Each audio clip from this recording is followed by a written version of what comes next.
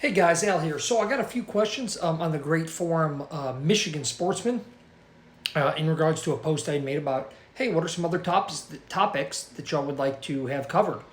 So I'm going to hit on three here. So the first one, we're in no-till small plot situation, surrounded by trees, and the gentleman asked, hey, the plot is carpeted with leaves. How does that impact the soil?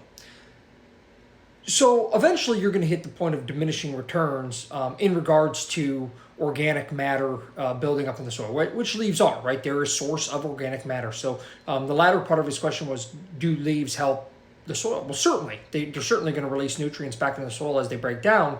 However, they are a higher carbon and nitrogen ratioed part of a plant.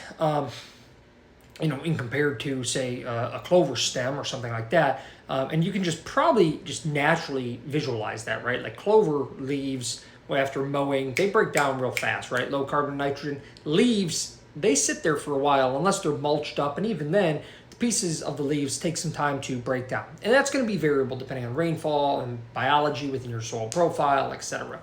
So here's my tip. If you can edge feather or flush cut those trees or hinge cut those trees in order to kind of create an edge around a field, get more sunlight to the plot and less total leaf cover, that's what my recommendation would be. After, again, you're going to hit that point of diminishing returns. Having a little bit of leaf cover in there, not a big deal. It's like if you mow your grass and you have a little bit of grass clippings on there, it's not a big deal. If you have too much, you kill a patch of grass, right? So we have to allow sunshine, energy to get through so those plants below the leaves can photosynthesize and continue to grow above and below ground. So that's my tip on that. So if you have too much leaf cover on there, you can go in with a backpack blower and at least blow some off. You could go with a hand rake if it's a smaller thing. You could bush hog them or mow them off if you'd like, and that'll be fine. Of course, some of your species, depending on what you plant, like brassicas and things of that nature, aren't going to handle a ton of mowing. So keep that in mind. You might kill off some broadleaves. What about the other questions came from another gentleman, and they said, what about some small plot management tips, maximizing success in broadcasting? And he had referenced that he had some issues with just doing the no-till broadcasting. So let's talk about that. Number one, as I hit in another video, so one of the keys to no-till broadcasting, you have to have moisture. Obviously, rainfall is critical. And it's hard because we can't always, one, we can't control the rainfall, and two, we have limited time. Some guys live a couple hours from their farm. They're not going to be able to get there right before rainfall or whatnot due to work schedules, family schedules. So that's something to keep in mind. But the best that you can time a rain, that's going to be critical to getting those seeds down into the soil. Another tip that I've noticed about these no-till food plots when just broadcasting is they do take a little bit longer than your traditional tillage broadcast pack methods. There's various reasons for that. One of them being is you're not getting this flush of oxygen that's breaking down basically the organic matter in the soil like you do with tillage. That's a huge nutrient release, as well as super good direct soil contact to those seeds. So when you're doing no-till, I always like, if I'm doing no-till for a fall planting in a broadcast method, I like to go a week and a half earlier than what I would typically do if I was going to do a traditional tillage method. Some other things that are going to be very critical is the amount of seed you're putting down. So we want to make sure that we're doing enough seed. So let's say we have a half acre. Maybe we want to do 3/4 of an acre.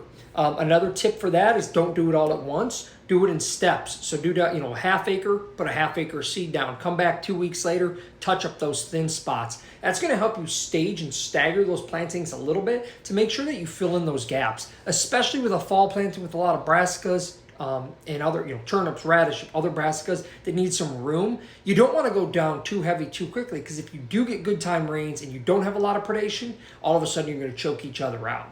So those are some tips as far as the seeding goes, timing goes, of planting. When we're talking fertility on those small plots, we absolutely want to maximize that. So whether it's a small plot or a large plot, a new plot or an old plot, if we're having fertility issues based on soil tests, based on observation, maybe we did a tissue test, or like I mentioned, just observation, we're not seeing the growth that we'd like to see. And let's assume that it's not just related to browse pressure. Again, get those exclusion fences out.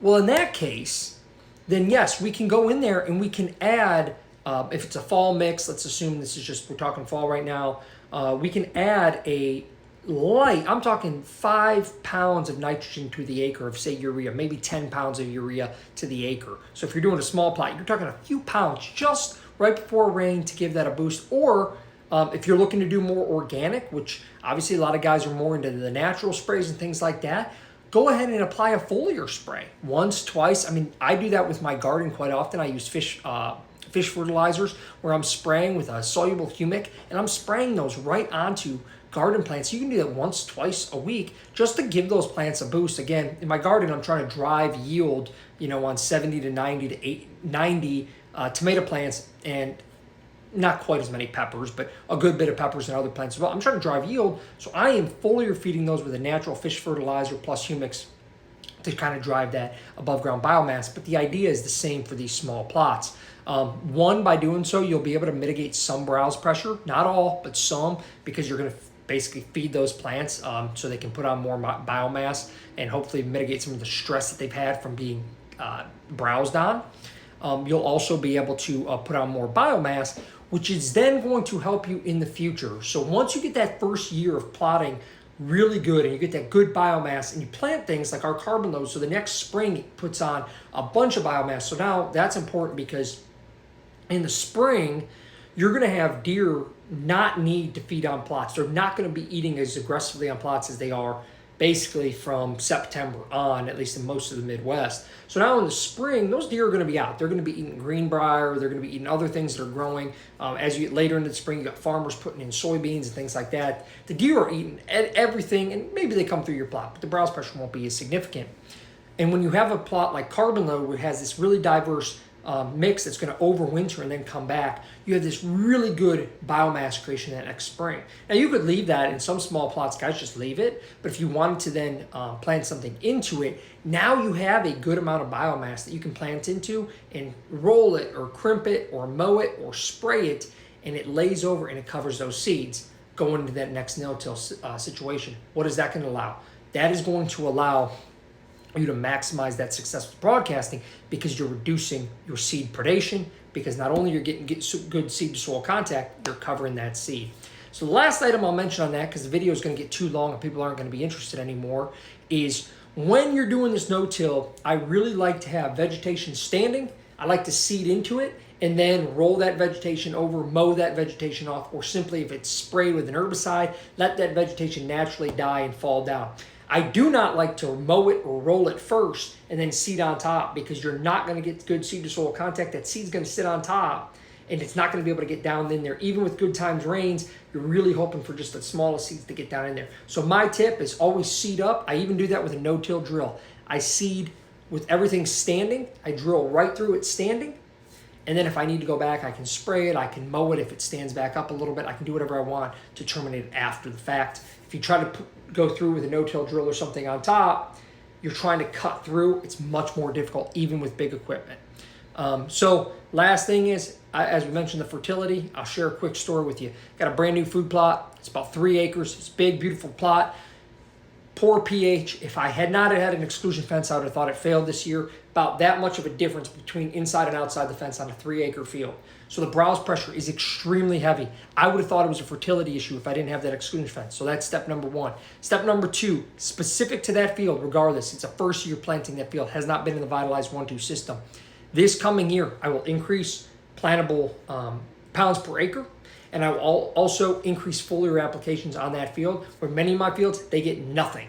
That field, because it's brand new, I got to get the pH right, and I want to get biomass created so I can get the system started. How am I going to do that? I'm going to jumpstart that system by foliar applying fish fertilizer plus humics onto that field once, twice, 3 times possibly during growing season, and I'm going to increase that seeding rate to offset some of the browse and get root mass below, plant mass above ground. Hopefully that helps you guys out. Thanks for checking out vitalizeseed.com. Keep asking questions, guys. I really do appreciate it. Y'all have a wonderful, safe, blessed holiday season.